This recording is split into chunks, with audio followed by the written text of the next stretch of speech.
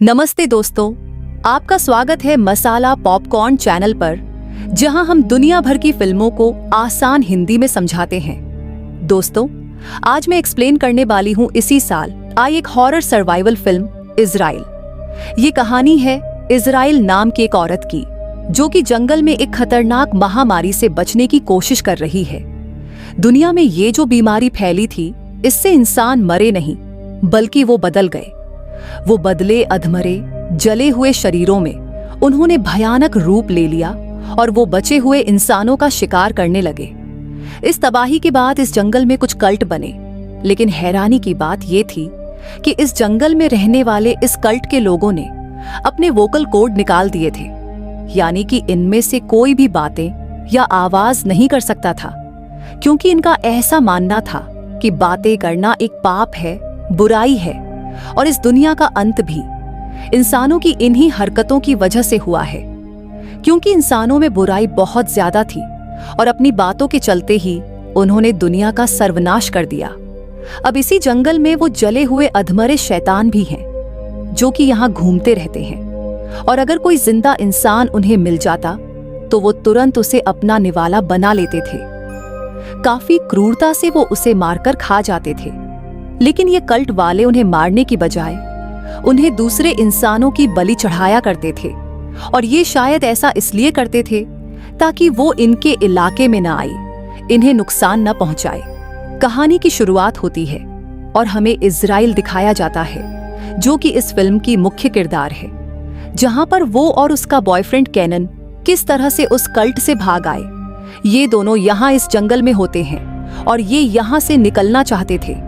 यहाँ पर Israel barriers तोड़ रही होती है और तभी उसे जंगल में से कुछ आवाजें आती हैं। वो जाकर चेक करती है। उसने आग जला रखी थी, इसलिए वो जल्दी से आग बुझा देती है। वो उस पर गुस्सा भी करती है, क्योंकि इससे ये पकड़े जा सकते थे। इस फिल्म की खास बात यह है कि इस फिल्म में सभी लोग गूंगे हैं, म्यूट हैं, और इसलिए इसमें कोई भी मुंह से बात नहीं करता।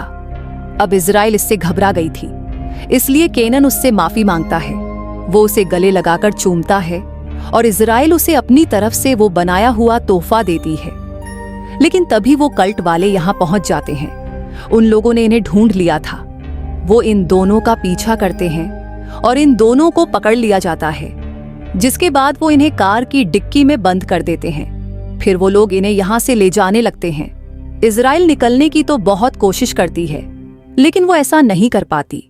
अब ये दोनों गाड़ियां एक रास्ते पर जा रही थीं, लेकिन फिर ये अपने रास्ते बदल लेती हैं। यानी कि इन दोनों को यहाँ से अलग अलग कल्ट में ले जाया गया था। अब इजराइल को दूसरी जगह पर ले जाया जाता है। यहाँ पर कल्ट के और भी बहुत सारे मेंबर पहले से ही मौजूद थे। वहां पर एक कुर्सी भी थी, जिस पर ले जाकर इजराइल को बांध दिया जाता है। दरअसल ये लोग यहाँ पर एक रिचुअल करने वाले थे, जिसमें कि एक इंसान की बलि चढ़ाई जानी थी, और ये लोग इजराइल को यहाँ पर बलि चढ़ाने के लिए ही लाए थे। इस कल्ट की लीडर का नाम जोसेफीन होता है। अब इजराइल बोल नहीं सकती थी, इसलिए वो अपने इमोशंस के जरिए इन्हें समझाने की कोशिश करती है कि यहाँ प्लीज छोड़ दो मुझे, मेरे साथ ऐसा ना करे। लेकिन जोसेफीन कट्टर थी, उसे फर्क नहीं पड़ता। फिर उसके लोग इजराइल को कुर्सी से बांध देते हैं और जोसेफीन उसका पैर जख्मी कर देती है, ताकि इसकी खून की वजह से वो अधमरे इसकी तरफ आकर्षित हों। अब ये लोग इसे कुर्सी से बांधकर दूर जाकर दूसरी तरफ मुंह करके खड़े हो जाते हैं, यानी कि ये भी रिचुअल का एक हिस्सा था। खैर, अब इसके बाद तेज हवाएं चलने लगती हैं, जिसका मतलब था कि वो शैतान इस तरफ बढ़ रहे हैं। अब यहाँ पर इजराइल मेहनत करके अपने आप को छुड़ाने की कोशिश करने लगती है और काम बन जाता है। वो अपना एक हाथ आजाद कर लेती है। कल्ट का एक आदमी देख लेता है, क्योंकि बाकी लोगों के मुंह दूसरी तरफ थे। वो उसे फिर से बांधने के लिए जाता है, लेकिन अपना बचाव करते हुए इजराइल उसे बुरी तरह से घायल कर देती है। अब यहाँ पर वो जो भी जैसा दिखने वाला अधमरा आ चुका था, और वो उस कल्ट के मेंबर पर ही हमला करके उसे खाने लगता है। अब इजराइल के पास अच्छा मौका था और समय भी, इसलिए वो यहाँ से भाग निकलती है। कल्ट वालों को जब तक इस बारे में पता लगता, देर हो चुकी थी। इजराइल यहाँ से भाग चुकी थी। वो भागते हुए एक नदी के किनारे तक पहुंच जाती है। वो यहाँ अगर अपने जख्म को साफ करती तो उसके पास निकलने का अच्छा मौका था। वो चाहती तो यहाँ से निकल सकती थी, लेकिन तभी उसे कैनन की याद आती है, उसका ख्याल आता है। खैर, अब वो यहाँ पर जैसे ही अपने जख्म पर जड़ी बूटी लगा रही थी, तभी यहाँ पर एक वो जला हुआ आ जाता है और अब इसलिए इजराइल उसे देखकर जल्दी से जाकर एक गुफा में छिप जाती है, जहां पर ये चीज उसे ढूंढ नहीं पाती। खैर, अब इसके बाद इजराइल को चलते चलते एक रास्ता मिला और इस रास्ते पर गाड़ी के टायर्स के निशान थे। वो उनका पीछा करते हुए एक गांव में पहुंच जाती है। दरअसल वो अपने बॉयफ्रेंड को बचाना चाहती थी और इसीलिए ये यहाँ इस दूसरे कल्ट में आई थी। हिम्मत करके उस जगह में घुस जाती है। चारों तरफ वह जाल लगाए हुए थे और चारों तरफ कल्ट के लोग भी फैले हुए थे। इन सब से छिपकर उसे अपने बॉयफ्रेंड को बचाना था और तभी उसकी नजर उस तोहफे पर पड़ती है जो उसने कैनन को दिया था। इसलिए उसके मन में गलत ख्याल आने लगते हैं कि कहीं उसे इन्होंने कुछ कर न दिया हो। यहीं इस गांव में इन लोगों का एक छोटा सा चर्च भी था, जहां पर हम इन सभी कल्ट की लीडर को देख पाते हैं। यहाँ पर गांव के बाकी लोग भी थे और इस कल्ट की लीडर का नाम था मरियम और ये प्रेग्नेंट भी थी। उस समय इजराइल एक एक घर के नीचे छिपी हुई थी। अब यहाँ पर जोसेफीन अगर उसे बताती है कि वो रिचुअल में सफल नहीं रही, इसलिए गुस्से में मरियम उसे एक थप्पड़ मारती है, क्योंकि ये लोग जिस चीज की पूजा करते थे वो बलि उसके लिए बहुत खास, बहुत अहम थी।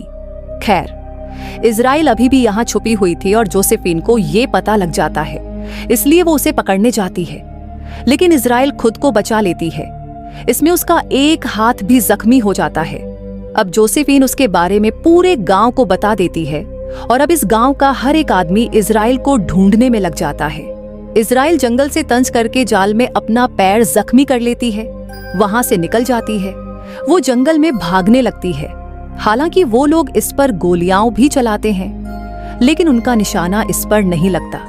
उसके हाथ से खून बह रहा था, लेकिन लगातार वो शाम तक भागती रही और अब उसके उस खून को सूंघकर वो अधमरी चीजें उसका पीछा करने लगती हैं। लेकिन अच्छी बात यह होती है कि इजराइल किसी तरह से सड़क तक पहुंच जाती है, पर एक गाड़ी वाला उसे देख लेता है।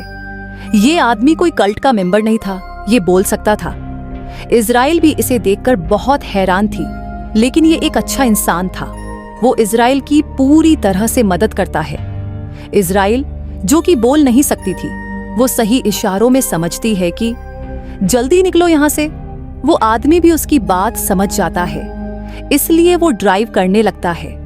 अब उसे अपने गले का निशान दिखाते हुए कहती है कि वो बोल नहीं सकती। वो उसे समझाती है। फिर वो उसका जख्मी हाथ देखता है और उसे एक कपड़ा देते हुए कहता है कि इसे इस पर बांध लो। फिर वो उससे खाने के लिए पूछता है कि क्या तुमने कुछ खाया? और अब इजराइल को भी लग रहा था कि शायद वो बच जाएगी और इस मनहूस जगह से भी निकल जाए। बाद में रास्ते में एक म्यूजिक भी लगता है, जो कि इजराइल को बहुत अच्छा लगता है। लेकिन तभी बदकिस्मती से एक गोली चलती है, जो कि सीधा उस आदमी को लगती है। वो गोली एक कल्ट के मेंबर ने चलाई थी, जिसने इन्हें ढूंढ लिया था। गाड़ी बेकाबू हो जाती है और जिस आदमी ने गोली चलाई थी वो भी नहीं बच पाता, क्योंकि वो गाड़ी उसे रौंद देती है। इजराइल भी कुछ नहीं कर पाती, क्योंकि गाड़ी क्रैश हो चुकी थी। वो बेचारा आदमी मारा गया था, जिसने इजराइल की मदद की थी, और अब इजराइल भी जख्मी हो चुकी थी। लेकिन जब वो बाहर आई तो वो कल्ट का मेंबर अभी भी जिंदा था। वो फिर से मारने की कोशिश करता है, इसलिए वो खुद को बचाने के लिए उससे लड़ने लगती है और तभी उसकी बंदूक उसके हाथ में आ जाती है और उस आदमी को खत्म कर देती है। खैर, अब इजराइल के पास एक हथियार भी था। अब वो जंगल में आगे बढ़ने लगती है और तभी यहाँ उसे अपना बॉयफ्रेंड कैनन नजर आया, जिसके पैर से बांध रखा था। वो जख्मी था। इजराइल उसकी मदद करने के लिए आगे बढ़ती है, हालांकि वो हाथ से इशारा करता है कि आगे मत बढ़ना, यहाँ खतरा है, क्योंकि वहां पर एक ट्रैप बिछाया गया था, जिसमें इजराइल आसानी से फंस जाती है। वो पेड़ से लटक जाती है और तभी एक कल्ट मेंबर यहाँ आता है। अब इससे पहले वो इजराइल को अपने साथ ले जाता, वो अधमरे, वो जले हुए यहाँ तक पहुंच जाते हैं। क्योंकि इजराइल जख्मी थी, और वो खून सूंघकर यहाँ आ गए थे। वो कल्ट मेंबर को मार देते हैं और कैनन को भी। इजराइल बड़ी ही मुश्किल से उस पेड़ पर चढ़ जाती है, लेकिन एक अधमरा जला हुआ वहां भी पहुंच जाता है। लेकिन इजराइल यहाँ पर अपना दिमाग लगाते हुए एक रस्सी उसके गले में डाल देती है और खुद नीचे कूद जाती है। इसी तरह से वो अधमरा मारा जाता है। अब यहाँ पर इजराइल तो बच गई थी, लेकिन उसका दोस्त, उसका बॉयफ्रेंड मारा गया था। अब अपने दोस्त को खोने के बाद इजराइल का गुस्सा और भी बढ़ गया। वो हथियार लेती है और फिर से उसी के पास आ जाती है। रात का समय था, वो किसी को दिख नहीं रही थी, इसलिए वो चुपके से चर्च में चली जाती है। उसके सामने ही मरियम खड़ी थी, लेकिन मरियम उसे अपना पेट दिखाते हुए कहती है कि मैं प्रेग्नेंट हूं। लेकिन इजराइल को जैसे ही उस पर तरस आता है कि मेरे पास मौका है, वो उस पर हमला करके उसे बेहोश कर देती है। लेकिन बेहोश होते हुए इजराइल ने मरियम के पेट को थोड़ा जख्मी कर दिया था, जिससे कि कुछ खून उसके हाथों पर भी लग गया।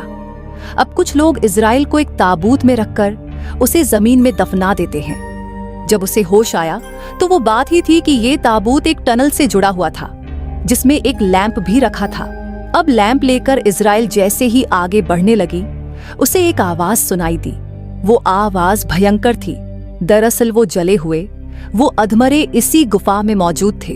गुफा से निकलना उसके लिए मुश्किल था, इसलिए इजराइल वहीं पर रुकती है और एक जला हुआ उसके करीब आता है। लेकिन वो उसे कुछ नहीं करता, क्योंकि उसके हाथ पर जो खून लगा हुआ था वो उसका नहीं था, बल्कि मरियम का था। इसलिए वो उसे बिना कोई नुकसान पहुंचाए वहां से चला जाता है। ऊपर बाकी कल्ट वालों को पूरा यकीन था कि उसका काम हो गया होगा, वो मर चुकी होगी। ये खुश थे कि इनका रिचुअल पूरा हो गया। लेकिन कुछ ही देर बाद इजराइल टनल से बाहर आती है और इस बार वो इनसे बदला लेती है। वो पूरे गांव में आग लगा देती है, और जब ये सभी लोग आग बुझाने में लग गए तो इजराइल मौका देखकर एक एक करके इनका शिकार करने लगती है। वो जोसेफीन के पेट में गोली मारती है ताकि धीरे धीरे उसे जान जाने का एहसास हो। इसके बाद इजराइल चर्च में जाती है, जहां पर मरियम फिर से उस पर हमला करने की कोशिश करती है। लेकिन इस बार इजराइल उसका गला रेत देती है। मरियम भी कम ताकतवर नहीं थी, वो इजराइल से बराबर लड़ती है और वो उसे मार ही देती है। तभी उसके बच्चे ने काम खराब कर दिया। वो इस दुनिया में आने लगता है, इसलिए वो रुक जाती है। इजराइल उसे हैरानी से देख रही थी और तभी एक गोली चलती है। क्योंकि जोसेफीन अब भी जिंदा थी, इसलिए इजराइल जल्दी से एक बेंच के पीछे छिप जाती है। वहीं दूसरी तरफ मरियम अपने बच्चे को जन्म दे रही थी और इजराइल जोसेफीन से लड़ रही थी। गोली लगने के बाद भी जोसेफीन चैन से नहीं बैठ रही थी। उसमें ताकत थी, वो लड़ रही थी। फिर दोनों के बीच हाथापाई होती है और बाद में इजराइल उसे मार देती है। तब तक मरियम ने भी अपने बच्चे को जन्म दे दिया था, लेकिन वो घबराई हुई थी और खुद ही अपना गला रेत देती है, क्योंकि उसने इंसान को जन्म नहीं दिया था। अब इजराइल अंदर जाती है और उस बच्चे को गोद में उठाती है, और अब तक वो अधमरे जले हुए लोग भी यहाँ इस चर्च में जमा होने लगते हैं। लेकिन किसी को भी मारने के लिए नहीं, बल्कि उस बच्चे की पूजा करने के लिए, क्योंकि ये बच्चा इन अधमरों का मसीहा था, ये उसके गुलाम थे। खैर, अब जब इजराइल उसका कपड़ा हटा देती है तो पता चलता है कि वो कोई इंसानी बच्चा नहीं था। वो बच्चा किसी बकरे की तरह दिख रहा था, जिसका मतलब था कि वो एक एंटी क्राइस्ट था। सभी जीव यहाँ पर जोर से दहाड़कर रोने लगते हैं। उस बच्चे को अपना नया लीडर चुनते हैं, और अब यहाँ पर इजराइल एक डरावनी स्माइल देती है, क्योंकि अब वो जान चुकी थी, वो समझ गई थी कि अब इन जीवों को उसे किस तरह से हैंडल करना है, इस बच्चे का यूज करके। और अब इसी के साथ ये फिल्म, ये कहानी यहाँ खत्म हो जाती है। दोस्तों, आपको ये वीडियो कैसी लगी कमेंट करके बताइए, साथ ही अपने दोस्तों के साथ शेयर भी करें, और ऐसे ही और शानदार वीडियो के लिए चैनल को सब्सक्राइब भी कर लें। हमारी अगली शानदार वीडियो में मिलते हैं।